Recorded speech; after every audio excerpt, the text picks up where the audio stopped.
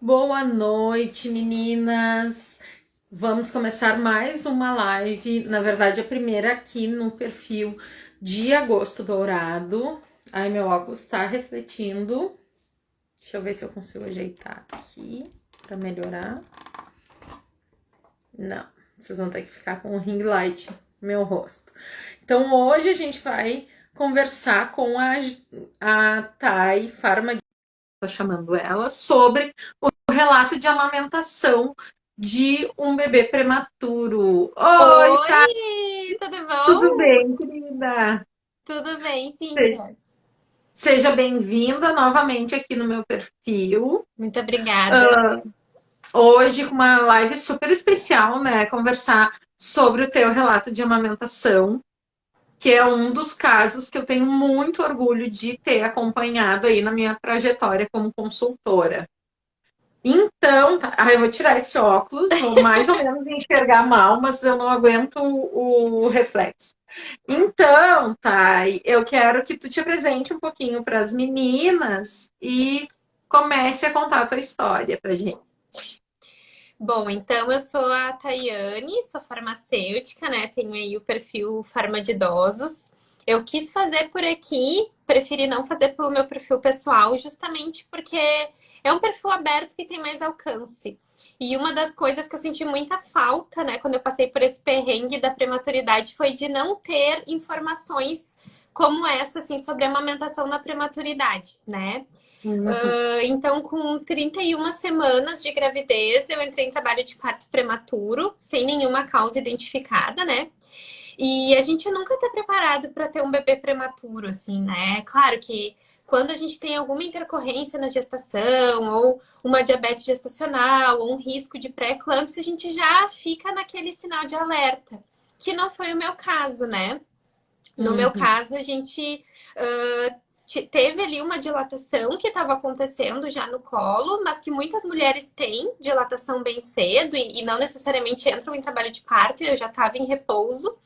Mas chegou um momento que o João Vicente decidiu que ia nascer e nasceu, né? Com 31 Uhum. semanas e 2 dias ele nasceu. E eu tinha estudado bastante sobre amamentação, sobre parto, mas a gente sempre fica aquela coisa, ainda falta 2 meses, né? Então, né, tem tempo ainda para ler mais coisas, enfim. E uma das coisas que eu tinha certeza, assim, quando eu entrei em trabalho de parto e que o João nasceu, é que eu não ia conseguir amamentar. Porque eu nunca tinha visto nenhum relato de amamentação, assim, numa prematuridade abaixo de 36, 34 semanas que tivesse dado certo, assim. Uhum. Então, esse foi o nosso caso.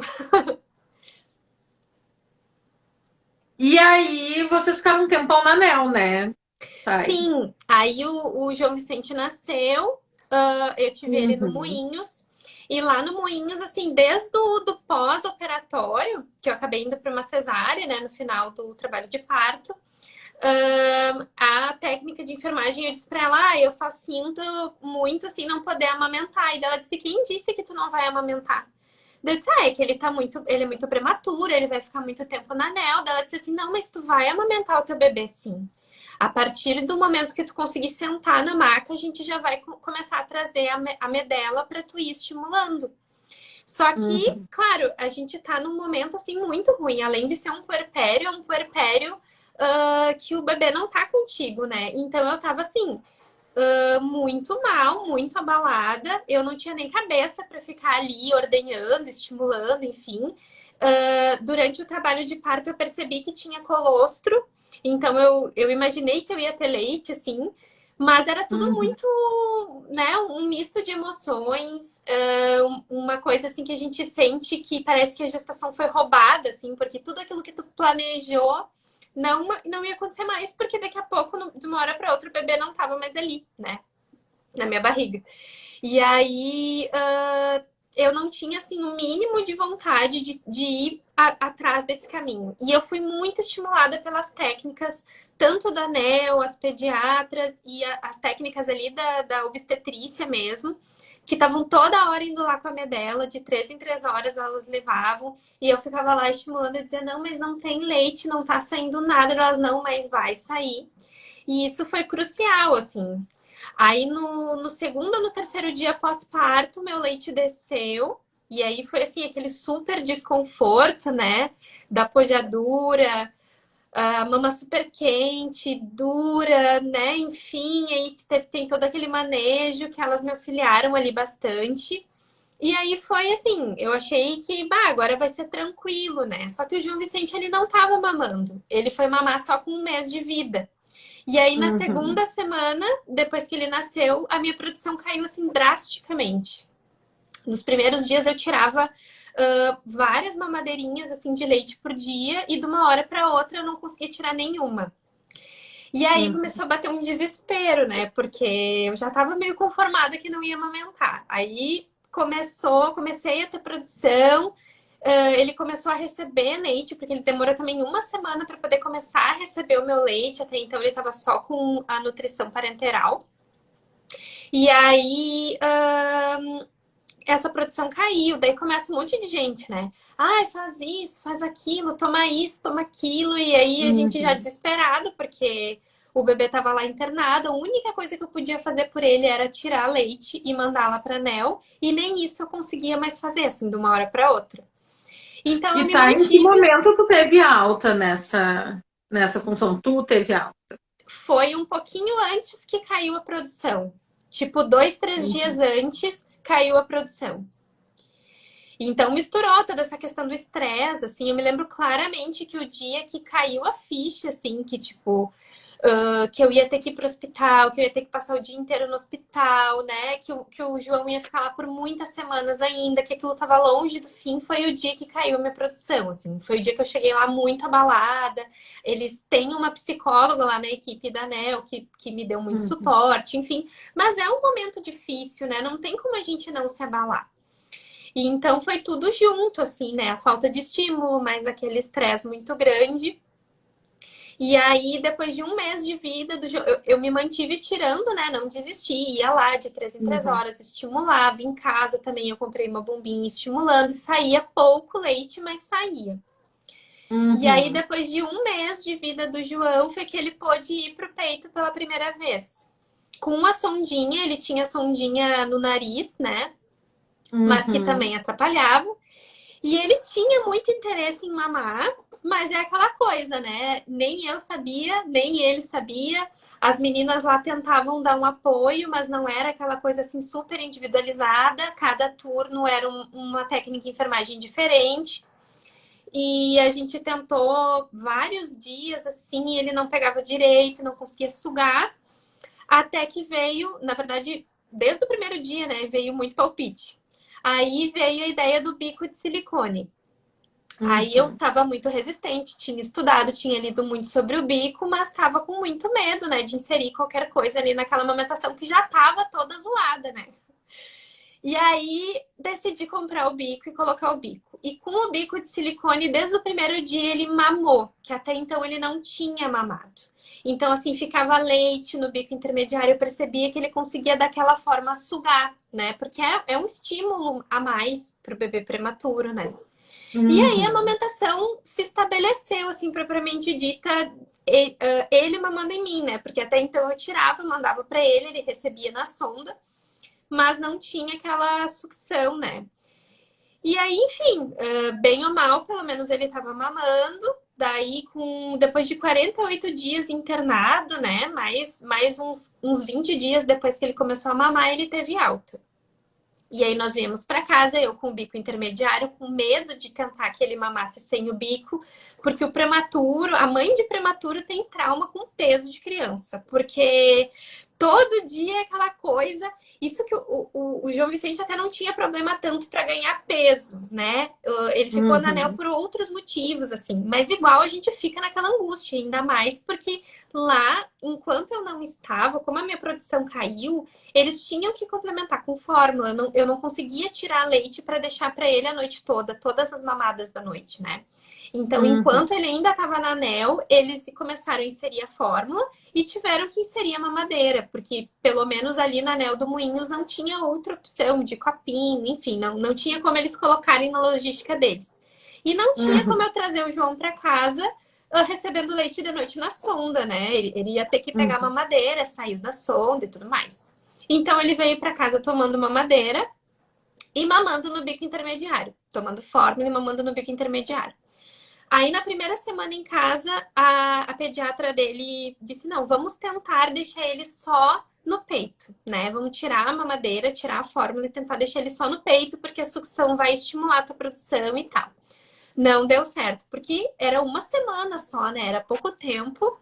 Ele chorava muito, tinha fome, não ganhou peso, todas aquelas coisas. E aí veio então a ideia de complementar, mas complementar sem a mamadeira, para evitar, né, confusões de bico, de fluxo, que em alguns momentos ele já estava ali rejeitando o peito e toda aquela confusão assim de mãe com o bebê em casa pela primeira vez e toda aquela insegurança e chorava, tu nunca sabe o que que é. E aí foi quando entrou a Cíntia na nossa vida, assim, foi uma luz. Orientando e orientando também a pega, orientando, né, da pressa, né, de tirar o bico de silicone, porque eu não tava com essa pressa, assim, eu tinha pressa que ele ganhasse peso, que ele mamasse, mas eu não associava, assim, todo o risco que estava tendo naquele bico de silicone, tudo que estava envolvido no uso dele. Eu sabia que não era o ideal, mas eu não sabia qual que era o momento e nem qual que era o jeito correto para tirar o bico. E aí... E eu só fazendo uma parte, assim, a gente ainda vê bastante a indicação de uso do bico de silicone, muitas vezes desnecessário, e aí a gente tem que pesar muito, né, gente? Eu costumo dizer, o bico de silicone não é o vilão, né? Muitas vezes vai ser ele que vai proporcionar que o bebê mame, né? E eu também muitas vezes indico, não muitas, algumas vezes indico o bico, no caso de realmente a gente não ter esse bebê no peito e o bico trazer esse bebê ao peito. É melhor a gente ter um bebê ao peito com um bico de silicone do que ter um bebê longe do peito sem o bico, né? Mas a Kelly Carvalho, que é uma das consultoras que eu já fiz vários cursos dela e tal, ela fala: tu te tornas eternamente responsável pelo bico de silicone que tu indicas. Então, quando a gente indica um bico de silicone, a gente já tem que ter um plano para ali na frente retirar, né? Porque ele pode impactar na produção de leite, pode impactar na pega do bebê, ele pode causar confusão de bico. Então, tudo isso a gente tem que ir manejando, né? E por isso que quando a gente se deparou ali com aquela situação, a gente precisava minimizar realmente os bicos artificiais, né? Mas segue aí. Foi só uma observação. E o bico por si só, ele não garante a pega correta, né? E era uma coisa que eu Exato. imaginava que sim, eu imaginava que era botar o bico, o bebê ia mamar perfeito. E não, ele me machucava mesmo com o bico, porque ele não estava pegando da maneira correta, sugando, enfim, né? E o bico, muitas vezes, inclusive, atrapalha, porque como ele é grandão, o bebê acaba abocanhando só o bico e não consegue abocanhar lá na areola, né? E aí ele acaba meio mastigando o mamilo, né? Isso. E ele já tinha a boca pequenininha para o tamanho dele, né? Por ser prematuro. Então, essa questão da pega também a gente teve que ajustar depois, né? E aí a Cintia entrou tanto para passar informações e conscientizar, quanto para arrumar a pega e me encorajar, assim, porque eu tava muito desestimulada, né? Eu tava, tipo, já exausta depois de tudo que a gente tinha passado. Eu tava achando um lucro já eu tá conseguindo amamentar, mesmo misto, assim, né? E aí, a pediatra do João, ela deu a opção da relactação, que a Cíntia trouxe depois para nós. Só que, do jeito que ela explicou, assim, eu achei muito complicado. E eu não tinha forças, assim, de toda vez montar todo aquele aparato e tal. E aí, a Cíntia chegou aqui em casa já com tudo pronto. Tipo assim, trouxe a sonda, trouxe, né? A gente pegou uma mamadeirinha minha, montou tudo ali. E aí, não parecia tão complicado assim, né? Contigo me mostrando, contigo me orientando. Eu percebia que ele mamava muito melhor quando ele mamava na relactação. A mamadeira, eu tava com medo, né? Todas as questões. E, claro, foi difícil no início a gente colocar a relactação na rotina. Mas aí a gente entrou também com um tratamento para minha baixa produção, né? que eu tinha leite no início e aí toda aquela falta de estímulo fez a minha produção cair muito. E aí só a sucção do João não estava sendo suficiente para restabelecer aquela produção, né? E aí, quando a gente pensa na mamadeira associada, a gente tem que sempre pesar que aquela sucção que o bebê está fazendo na mamadeira, ele devia estar fazendo no peito, né? Então, por que que a gente sempre prefere a relactação em relação à mamadeira? Sempre não, né? Mas em geral. Porque o bebê vai estar, mesmo que aquele peito não esteja produzindo tanto leite, não esteja produzindo leite suficiente, ele vai estar sendo estimulado e o cérebro vai entender que precisa produzir mais. Se o bebê está sugando na mamadeira, o cérebro não recebe esse estímulo, então não aumenta a produção. O bebê se acostuma com aquele fluxo maior, mais fácil da mamadeira e acaba cada vez sugando menos o peito, né? Então, por isso que a gente tem que ter muito cuidado aí com o uso da mamadeira, né? E às vezes é prescrito assim, só uma vez de noite. E essa uma vez É. já dá uma dificultada boa aí na amamentação. O que a gente fez de estratégia, assim, no início, como eu tinha prescrição, indicação, enfim, de complementar várias vezes por dia, eu deixava para dar mamadeira uma vez só, que era à noite, que era o horário que normalmente eu tava mais cansada e também tava com a produção já mais baixa também.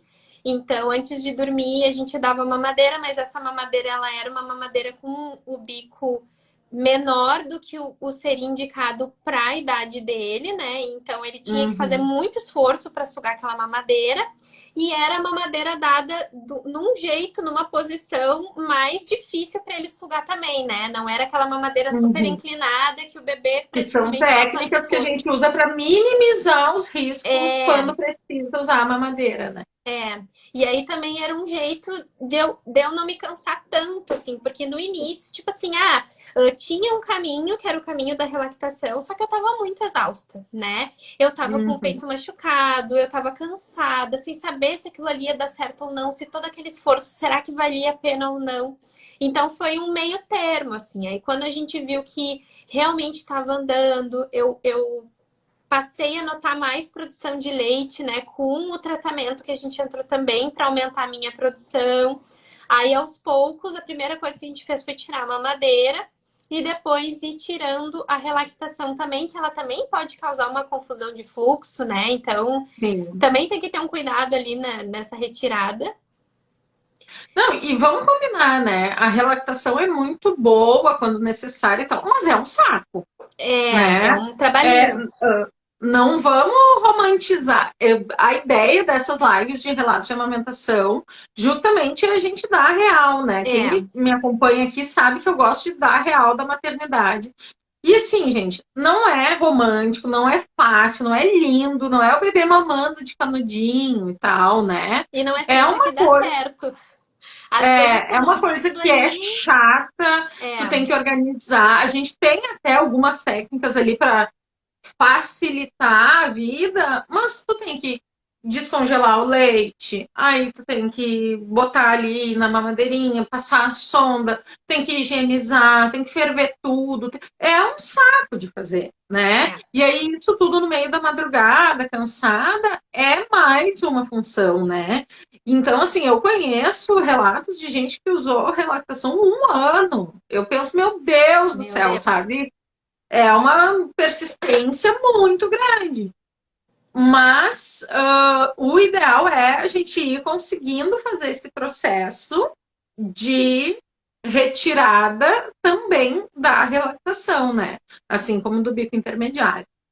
E me conta, Thay, foi em algum momento entre eu te atender e tu conseguir tirar, como que foi, assim? Teve vontade de desistir? Teve achar que não vai dar certo? Teve pensar, meu Deus, eu vou dar mamadeira com fórmula e era isso? Teve Como é que foi? muito, muito, muito, desde o primeiro dia, né? Porque tem isso, nasce uma mãe, nasce uma culpa, né? A gente sempre acha que poderia estar fazendo mais e melhor pelo nosso bebê.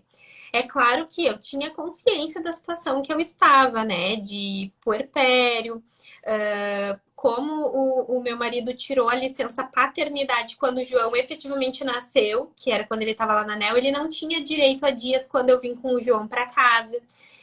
O João, por ser um bebê prematuro, ele não podia receber visitas. Então, eu fiquei sozinha com ele, né? O dia inteiro. Uhum. Então, ele tinha 2 quilos quando ele veio. Não, 3 quilos quando ele veio para casa. Mas, igual, ele era um bebê pequeno, né? Pro parâmetro, assim. Então, eu tinha toda aquela função de um bebê recém-nascido, prematuro em casa, e mais essa questão da amamentação. Então, assim, teve um momento de desespero que a gente tenta dar um bico, teve um momento de desespero que a gente chuta o balde, pega a mamadeira e diz, não, agora eu vou te dar fórmula. Teve vários momentos assim. Mas é aqueles momentos assim, ó, quando estiver cansada, descanse, né? Não desista.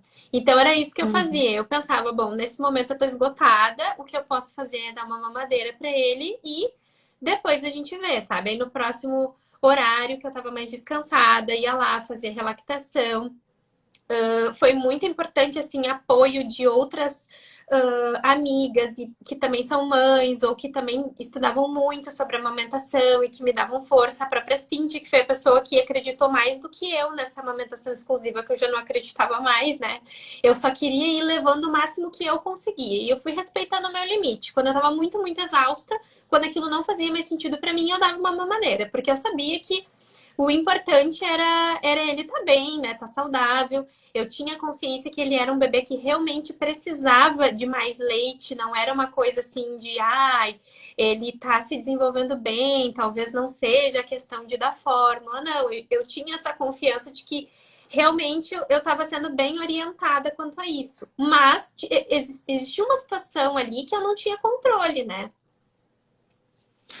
E eu acho que nesses casos de prematuridade, a gente sempre tem que levar em consideração o fator estresse e o fator falta de livre demanda, né? É, O quanto isso impacta na produção de leite. é, Porque mesmo quando o bebê está lá na NEL, não é livre demanda, né? Tem os horários de amamentação, de alimentação, e aí a mãe não fica 24 horas lá, ela volta, né? é. Então, por mais que a mãe tenha uma rotina de ordenha, ela não tem aquele estímulo tão constante quanto o piercing de mamilo ali, que é o bebê É, em livre demanda, né? é, Então, a gente tem que levar em consideração que, sim, muitas vezes, quando o bebê tem alta do hospital, a produção da mãe não está suficiente, ele precisa de complementação e de manejo, né? é, E é muito importante esse movimento das mães de prematuros de buscar auxílio no manejo, né? é, Porque é sim possível voltar para a amamentação exclusiva. sim. E me conta, Thay, com que idade o João estava quando vocês conseguiram essa amamentação exclusiva? Ele tinha, acho que quase 3 meses cronológicos, assim, né? Que seria tipo um Uhum. mês corrigido. Então a gente ficou ali 2 meses, eu acho, 2 meses e meio, complementando. Mas assim, cada vez diminuindo mais, né? A quantidade de fórmula que ele tomava e cada vez eu deixava ele mais no seio. Eu comprei uma balança e eu ia pesando ele em casa porque eu não tinha confiança de reduzir a fórmula sem saber se ele estava ou não ganhando peso, né? E como ele era Uhum. prematuro, eu não podia acompanhar desenvolvimento, né? Porque o desenvolvimento dele, ele é mais devagar, né? Ele é na idade corrigida. Então, eu ia pesando ele em casa, e porque eu não queria esperar na consulta ficar sabendo, né? E chegar lá não ganhou peso, daí a pediatra ia descobrir que era porque eu tava tirando a fórmula por conta. Mas, assim, quando chegou no momento em que ele não estava tomando mais nenhuma mamadeira, nem eu acreditei, assim. E foi uma coisa que foi natural, assim, não foi. Chegou um momento que o importante para mim era ele mamar no seio, nem que ele mamasse uma vez por dia só. E eu ia fazer o máximo que eu conseguia. Não fiquei colocando expectativa, não fiquei botando meta, não. Foi uma coisa tranquila para mim e para ele. Ele colaborou muito, né? Porque ele foi um bebê que ele gostou, que ele lutou também pelo mamazinho dele.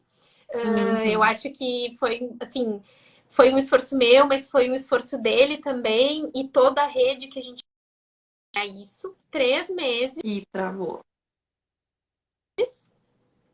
Até os 8 meses, que foi quando ele começou com a introdução alimentar, que a introdução alimentar dele foi mais tarde, por ele ser prematuro.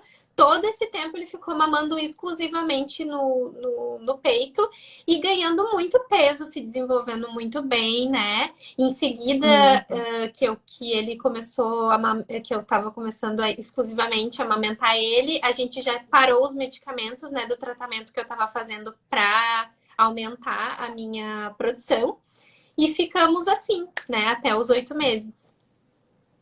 Gente, assim, uma das coisas que eu tenho mega guardado, assim, da minha trajetória de consultora foi o dia que a Thay me mandou mensagem falando que estava em amamentação exclusiva. Eu lembro, eu estava com meu passaporte na mão, o meu visto para entrar na Austrália, né? Porque eu estava indo dar o suporte para minha irmã, que teve os gêmeos, e ela me mandou uma mensagem tão linda que eu comecei a chorar lendo e ouvindo o áudio e tal, porque realmente teve um momento ali que a Thay me mandou uma mensagem dizendo: eu não aguento mais, tá muito difícil e tal.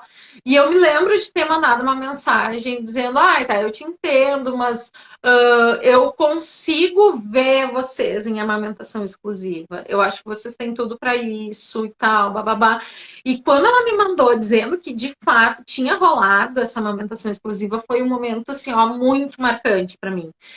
E aí ver uma família que estava bancando essa amamentação até realmente o bebê tá pronto para começar a comer, porque muitos pais têm a ansiedade, querem antecipar, né, para a idade cronológica e não para a idade corrigida, introdução alimentar. Então isso tudo foi muito legal de acompanhar, né? Eu me sinto extremamente grata por ter a Thay cruzando no meu caminho aí de consultora, porque eu acho que foi um dos casos assim que me transformou como consultora mesmo. E aí, Thay, não foi por aí que era um perrengue, né? Não, eu ia dizer isso agora. Na verdade, tudo parece muito lindo, né? Depois que a gente diz, estamos em amamentação exclusiva. Só que a amamentação em si já é um perrengue só, né? Então, tinha muito ducto entupido. Eu tive muito problema de ducto entupido até identificar qual que era a causa. Porque, na verdade, a causa do ducto entupido era ele dormindo em cima de mim, em cima do meu peito. Era uma coisa que eu pensava em sutiã, mas eu não tô usando sutiã, a posição que eu durmo, mil e uma coisas, e na verdade era o João, ele sempre dormiu muito em cima, assim, do meu peito, né? Tanto de mim quanto do Ricardo. E só que quando ele dormia aqui, principalmente à noite, que o meu peito enchia muito, né? Que a gente tem muita produção à noite, no outro dia eu tava com o ducto entupido. E daí era dor, era anti-inflamatório, era massagem, era aquelas 1000 posições, né, pra amamentar. E era, meu Deus, o que eu fui inventar? Se a gente tivesse na mamadeira ia ser muito mais fácil, todas aquelas coisas, né? Então, teve momentos, assim, em que eu quase desenvolvi mastite, né? Por causa desses ductos entupidos, porque eram muitos, muitos, muitos. Então, enfim, a amamentação por si só já é um perrengue, né? Então, cada vez que ia passando de fase, parecia que era novos desafios. E o João, ele começou a introdução alimentar com 8 meses, mas ele foi comer efetivamente lá com 9, 10 meses, né? Porque é o processo natural. E até então ele seguia mamando, e nós estávamos em pandemia, eu estava em trabalho remoto, e ele me solicitando muito, muito, muito, porque essa fase ali dos 10 meses, 9 meses, tem essa ansiedade da separação, que eles querem mamar toda hora, toda hora. E aí eu comecei a ficar muito, muito sobrecarregada. E não podia ver ninguém, em pandemia, não tinha suporte. Daí eu, Cíntia, eu não tô mais aguentando essa amamentação toda hora, cada 20, 30 minutos ele me solicitando para mamar. E só que ele era muito novinho pra gente pensar em qualquer estratégia de desmame, né? Só que eu já tava num momento que eu tava muito, muito, muito exausta. E aí coincidiu também com o momento que eu voltei a menstruar, que eu fui menstruar lá com 10 meses. Então, provavelmente era o momento ali que eu tava voltando a ovular. E eu comecei a ter muito perturbação da amamentação, principalmente nos momentos que eu tava mais cansada, né? Aquele, tipo, na madrugada, à noite. E aí foi um outro perrengue, né? Porque imagina como que tava a minha cabeça. Depois de tudo que a gente passou para ele conseguir mamar, a minha ideia sempre foi amamentar ele até 2 anos, 3 anos, enfim, por muito tempo. Nunca imaginei que eu ia estar tendo essa sensação, né? Essa vontade de que ele, naquele momento eu não queria que ele estivesse mamando, mas quando terminava a amamentação, que ele parava de mamar, eu queria que ele mamasse. Então, E é uma sensação muito ruim a perturbação, que é uma coisa que se fala muito pouco, mas a gente precisa falar mais justamente sobre isso, né? A perturbação na amamentação, gente, é uma sensação que é meio tabu, né? Mas é uma sensação de incômodo quando o bebê tá mamando, que é realmente aquela coisa assim, a gente tem vontade de fugir dali, a gente tem vontade de esconder as tetas, a gente tem vontade sai de. correndo. Eu já ouvi relatos de mães que diziam assim, eu tenho vontade de jogar o bebê longe, É, né? Porque é muito angustiante. E é diferente de uma depressão pós-parto ou algo assim, porque é uma sensação bem pontual. Quando a gente está amamentando, quando para, quando acaba a amamentação nos intervalos, a gente está bem. É a sensação no momento, né? e não é uma vontade de desmamar, né? Eu não queria desmamar o João, eu queria que ele continuasse mamando. Mas aquele momento, quando ele começava a sugar o peito, me dava, assim, uma sensação horrível que eu precisava tirar ele do peito. E aí eu chorava, me sentia culpada, né? Todas aquelas coisas, até que a gente foi encontrando estratégias, né? Eu e a Cíntia, de minimizar aquilo. Então, identificar o que Uhum. que era gatilho, os momentos em que era mais sofrido para mim e minimizar essas sensações para a gente conseguir manter a amamentação por mais tempo, né? E aí, ali pelos 10 meses, juntou essa questão dele estar no momento de estar me solicitando muito, com um momento também dessa perturbação, e aí a gente foi limitando as mamadas. Como ele já era um bebê que comia muito bem, né? A gente deu essa sorte, digamos assim, porque ali com 9, 10 meses ele começou a comer muito bem. E tomar muita água também. Então, não foi algo que nos preocupou, assim, né? Porque eu pensei, bah, só o que falta agora com 10 meses é ter que dar uma mamadeira para ele, né? Depois de tudo que a gente passou. Enfim, né, ter que complementar com mais leite, enfim.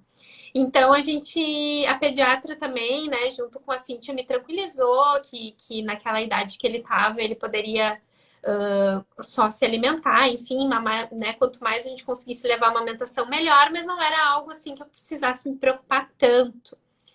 E aí a gente estabeleceu, fui estabelecendo com ele horários, mas foi muito difícil porque ele não era uma criança que se comunicava, né? Que nem as crianças que estão lá na fase do desmame, com 1 ano e meio, 2 anos, que tu consegue ter uma comunicação muito melhor, né? Eu tive que fazer Uhum. essa comunicação com ele de outras maneiras, né? Então, quando eu dizia para ele que ele não ia poder mamar, que ele chorava muito, eu pegava ele no colinho, eu, né, dava carinho de outras formas, mas ele não conseguia entender o que estava acontecendo. Ele não conseguia entender que o mamar era da mamãe e que depois ele ia mamar de novo, né? Ele só conseguia entender que, meu Deus, né, cadê o meu mamar que estava aqui e agora não tá mais? Então foi bem desafiador, assim, porque foi um processo bem precoce, mas foi o que manteve a nossa amamentação até os 15 meses, né? Que daí foi com 1 ano e 3 meses que ele decidiu que ele não queria mais mamar, né? Foi um dia eu fui oferecer o seio para ele e ele simplesmente fez que não com a cabeça. E desde aquele dia ele nunca mais pegou o mamar. Não foi um desmame natural, né? Porque a gente Uhum. conduziu essa limitação de demanda, né, e tudo mais. Mas foi algo assim que partiu dele, de certa forma. Então, claro que a gente sempre sofre, né? Quando tem o desmame, com certeza foi sofrido para ele, principalmente nos primeiros meses da limitação da demanda. Mas assim, a gente conseguiu levar a coisa, né, mais ou menos confortável para nós dois, né? Em muitos momentos eu Uhum. fui até o meu limite e eu sei que ele também foi até o limite dele. De também tentar ser compreensivo de certa forma, né? Mas enfim, a gente conseguiu que que quando foi encerrada essa jornada, que a gente se lembre com carinho, né? Não foi aquela sofrência, assim. E isso a Cíntia sempre me trouxe muito, que tinha que ser uma coisa confortável para nós dois, que a gente tinha que lembrar depois com carinho, que se não tivesse bom para um, não valia a pena para os dois, né? Mas a gente, como mãe, sempre fica culpada, né? Tipo, logo depois ele desmamou em fevereiro. E em abril eu me vacinei para Covid. Daí eu fiquei pensando, se ele estivesse mamando, né? Eu poderia ter ficado mais tempo. Mas não, tipo, foi o nosso tempo, foi o nosso processo, né? E foi do melhor jeito que a gente conseguiu naquele momento. Eu sempre falo realmente isso. A gente tem que avaliar até que ponto que vale mesmo a pena a gente manter uma amamentação em livre demanda. Então, a gente não sugere fazer uma interrupção de livre demanda antes de 1 ano. Mas chegou ali naquele ponto que era ou restringir a livre demanda e manter o aleitamento quando dava, ou desmamar. Né? Porque estava insuportável. Então a gente muda a dinâmica. Eu falo muito isso. Quando não tá bom para uma das partes, ou para o bebê ou para a mãe, muda a dinâmica, né? Porque a gente não é obrigado a nada, né? E isso é muito importante a gente falar para as mães. A gente não é obrigado a amamentar, a gente não é obrigado a dar mamadeira, a gente não é obrigado a usar fralda descartável, a gente não é obrigado a usar fralda de pano. A gente só é obrigado na vida a respirar, porque se não respirar, morre, né? A gente é obrigado a comer, porque se não comer, morre. Agora, as escolhas de cada mãe, de cada família, a gente, como profissional, orienta prós e contras, e a família vai decidir o que faz mais sentido naquele momento, né? E eu acho muito importante a gente falar isso, assim. Vocês tiveram uma trajetória de amamentação que não durou até os 2 anos, que teve um monte de perrengue, mas que a gente pode considerar uma amamentação de sucesso. Porque vocês têm boas lembranças disso, né? E o que é diferente de muitas mulheres que eu conheço que falam assim, eu amamentei até os 2 anos e foi horrível, eu fazia isso porque eu tinha que fazer, eu não gostava. E aí eu penso, isso não é uma amamentação de sucesso, né? Então a gente tem sempre que pesar, né? E uma coisa que eu falava muito para a Thay, se comunica com ele, fala, verbaliza, explica. Porque por mais que ele seja pequenininho, ele vai entender alguma coisa. Tu vai estar explicando, e com o tempo ele vai ir entendendo cada vez mais, né? E isso é uma coisa muito real, né?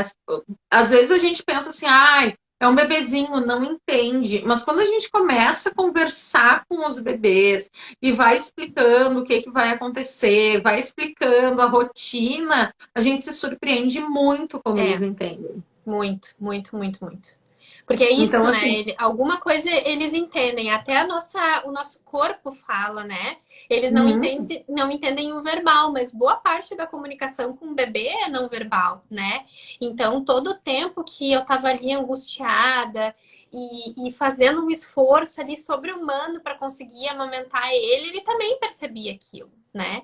E aí, quando a gente tá naquele buraco lá, naquele fundo do poço, que a gente acha que não, né, nada vai se resolver e que ele nunca vai entender e que ele vai sempre chorar, a gente não consegue ver, né? Que tudo é um progresso. A cada mamada ele chorava menos, ele sentia menos, né? Aquele desmame. Então, no início, claro, foi muito difícil, tinha muita culpa, né? Eu queria poder estar amamentando ele com muito prazer, assim como eu estava no início, né? Mas não aconteceu, aconteceu de outras formas, né? E aí, conforme eu ia falando e explicando, eu também ia elaborando, né? Porque é um processo também para nós, não só para eles. E, enfim, né? Foi essencial o Ricardo, né? Meu marido, que daí ele começou a atender o João à noite, né? Porque à noite eu já estava cansada, eu já estava culpada. Então ele acordava, queria mamar, o Ricardo pegava ele, levava ele para a sala. acalmava ele de outras formas, e a gente acha sempre que não vai dar certo, mas dá, né? Ah, mas ele nunca dormiu fora do seio, até precisar dormir, né? Quando precisar, ele vai dormir. Em algum momento ele vai dormir. Ah, mas ele nunca tomou água, que também era uma preocupação minha, ele tomava pouca água. Quando ele sentir sede, ele entender que a água também mata a sede, ele vai tomar água. Quando ele sentir fome e entender que a comida, a frutinha também mata a fome, ele vai comer. Mas vai passar um pouquinho de sede, vai passar um pouquinho de fome, vai chorar um pouquinho, né? E é isso que a gente, como mãe, tem dificuldade de entender, né? Que nem sempre a gente vai conseguir suprir aquilo ali. Às vezes, né, o bebê precisa passar por aquilo e a mãe precisa passar por aquilo, porque é uma construção. Um dia esse momento tem que chegar, né? E outra, né, tá? A gente tem vontade de botar o bebê numa redoma de vidro e não deixar ele sofrer, não deixar ele passar por nenhuma frustração e tal. Só que a vida é frustrante, né? A vida, infelizmente, não é um bombom de chocolate. Então, ele vai passar por inúmeras frustrações na vida dele. E o que a gente tem que fazer enquanto cuidador desse bebê que vai passar por essas frustrações? Acolher, né? A gente não vai conseguir amamentar eternamente. O bebê não vai querer mamar eternamente, né? As crianças mamam naturalmente. Mas se a mãe não quer mais amamentar, é importante que ela pare de amamentar, mas que ela verbalize as coisas e que ela explique para o bebê e que ela acolha a frustração dele de forma séria, assim, que ela considere de fato essa frustração como uma coisa, como um sentimento válido. Porque muitas vezes o que a gente vê? As pessoas acham que bebês não têm sentimentos, que os bebês não entendem, né? Então eles acham que não precisa explicar, não precisa acolher, né? A coisa do deixar chorando. Uma coisa, e isso a gente tem discutido muito no curso de sono que eu estou fazendo, né? Porque tem as técnicas de deixar o bebê chorando. E tem outra, e a técnica que a gente está estudando, que é uma técnica mais baseada no apego, ela fala que a gente tem que permitir que o bebê chore. Chorar alivia o estresse, as lágrimas eliminam toxinas. Então a gente tem que permitir que o bebê chore, mas é muito diferente esse bebê chorar no nosso colo, enquanto a gente diz, ai, filho, eu entendo que tu tá triste, eu entendo que tu tá frustrado, eu entendo que tu queria mamar, né? Só agora não é hora de mamar. Agora a mamãe vai te dar um colinho e um abraço, e a mamãe vai ler uma história para ti. É muito diferente de eu deixar essa criança lá num berço e te vira sozinha e agora chora até dormir, né? É muito diferente de botar um esparadrapo no peito e dizer não tem mais, tá dodó, e deu. Engole o choro, né? Então, quando a gente acolhe esse choro, a gente está dizendo para o nosso filho, sim, o mundo é frustrante, que merda, mas eu tô aqui para te ajudar a superar essas frustrações. E aí a gente está criando adultos mais seguros e mais fortes para o futuro, né? Então é muito importante a gente refletir sobre isso também. E tudo são fases, né? Assim como tem também ali a ansiedade da separação, que é uma fase muito difícil para eles e é muito difícil para nós, e que eles estão entendendo muitas coisas, né? Que são frustrantes para eles, que em algum momento eu não vou estar perto, algum momento ele vai estar sozinho, algum momento ele vai estar com outras pessoas. A gente precisa entender que isso é uma construção para eles, né? Então a gente vai acolher, né? Alguém vai acolher o choro dele de saudade da mamãe, mas a mamãe ainda assim não vai estar ali, né? Porque naquele momento ela tem que estar em outro lugar e tudo bem, né? Então tudo isso a gente nem sempre a gente está preparada para conduzir com o bebê, né? Porque é isso que tu falou, a gente quer botar ele numa redoma de vidro, quer que ele não se frustre, quer que ele não sofra, mas isso não existe. E a gente quer botar ele na nossa redoma, né? Não pode ser a redoma da avó, não pode ser a redoma do pai, tem que ser na nossa, para a gente ter o controle. né? E é como tu falou, é a coisa de ninguém faz como eu faço, ninguém cuida como eu cuido. Não, as pessoas vão cuidar da forma delas, né? Elas vão acolher esse bebê da forma delas. Não é uma forma errada, é uma forma diferente. Isso a gente tem que ter muito em mente também, né? Então, tá, eu queria te agradecer muito, né? E queria saber se tu quer falar mais alguma coisa. Quero te Aí, agradecer muito também, Cintia, por esse espaço para falar. É a primeira vez que eu tô contando assim, em público essa história.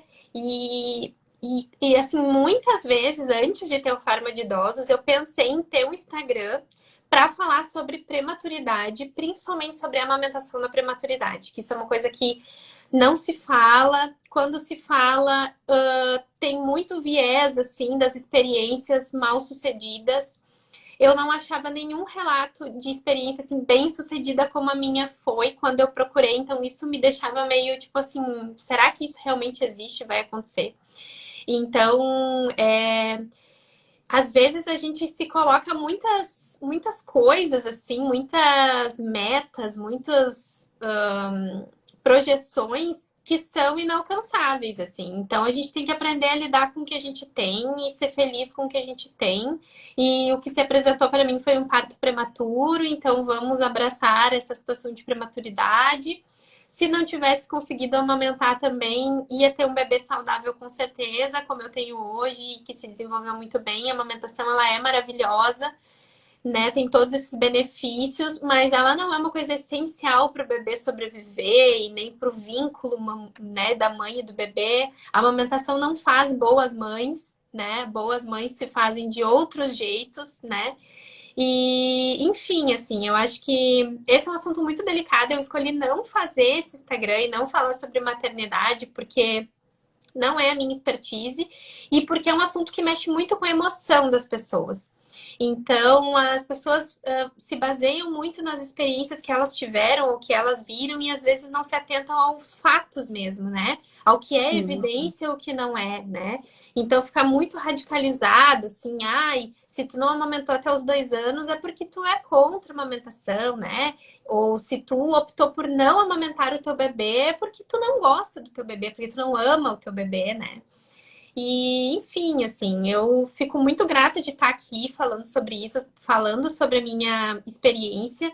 Eu espero que alguma mãe de prematuro esteja vendo esse vídeo depois, né, quando tiver gravado e se inspire, né, e pense que é possível, mas que não é necessário, né? As crianças sobrevivem muito bem com fórmula, que bom que a gente tem a fórmula.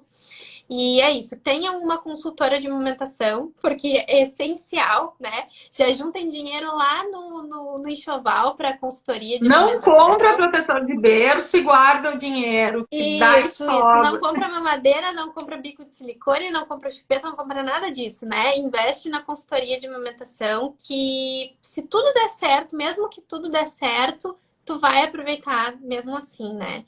Então, é isso que eu queria dizer para todo mundo. Ai, tá, eu agradeço muito o teu relato. Queria só acrescentar que a amamentação de sucesso não é só a amamentação exclusiva, né? Então, a gente tem aí 1000 caminhos entre o desmame e a amamentação exclusiva que a gente considera de sucesso. E é muito importante a gente falar isso na Semana Mundial da Amamentação, porque quando a gente fala da importância do aleitamento materno exclusivo até os 6 meses e tal, parece que a gente está minimizando quem não teve essa oportunidade. Na verdade, a gente quer que todo mundo tenha a oportunidade como política pública, né? Licença maternidade, informação, né? Que essas informações sejam dadas lá no hospital, que nem teve alguém que falou aqui que o bico de silicone foi a Tayana, eu acho. Foi a Nath, Que o, né?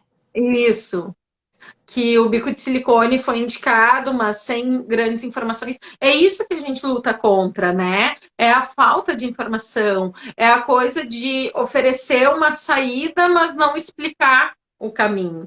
Então, quando a gente fala tanto nesse mês sobre a amamentação é porque a gente realmente acredita que é o mais saudável para o bebê receber o leite materno, que é o mais saudável para o planeta, para a sociedade, para a mãe.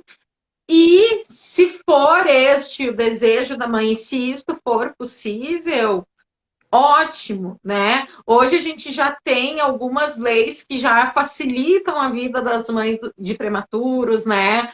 A questão da licença maternidade começar a contar depois do tempo de alta hospitalar, por exemplo, é um super benefício, É, né, para a proteção desses bebês. sim. Então, quando a gente batalha, é para conquistar esse tipo de coisa, né? E eu acho super importante esses relatos de quem passou por isso, porque é muito difícil eu, como profissional, ir lá e dizer, ai, dá, rola, vamos lá. E tu vir aqui e contar a tua história e dizer que não é fácil, não é lindo, não é a coisa mais maravilhosa do mundo, não é aquela foto diva que a gente tira, né? Mas é possível e é gratificante, né? Então, queria te agradecer novamente, dizer que tu é uma inspiração para mim e para muita gente, e que o João é um fofo, que eu tenho muita vontade de morder esse guri, Sim, sim. tá? Muito É, não, obrigada, a live vai ficar gravada, né? Então indiquem também para muitas mamães aí, principalmente as mamães que estão com risco de ter parto prematuro, né? Que algumas sabem que tem esse risco, então já ficam lá enquanto estão em repouso, ficam assistindo essa live. isso mesmo. Prematuridade não é um veredito de que não vai conseguir amamentar, né? Uhum. Então tá, gente, boa noite. Muito obrigada a todo mundo que acompanhou, que entrou aqui. Muito obrigada, tá? E até a próxima. Vai ter mais Obrigada, live obrigada. da Vai ter Caia nesse fotinho? perfil. Ai, sim, peraí. Deixa eu desativar só os comentários, que daí fica mais fácil no print.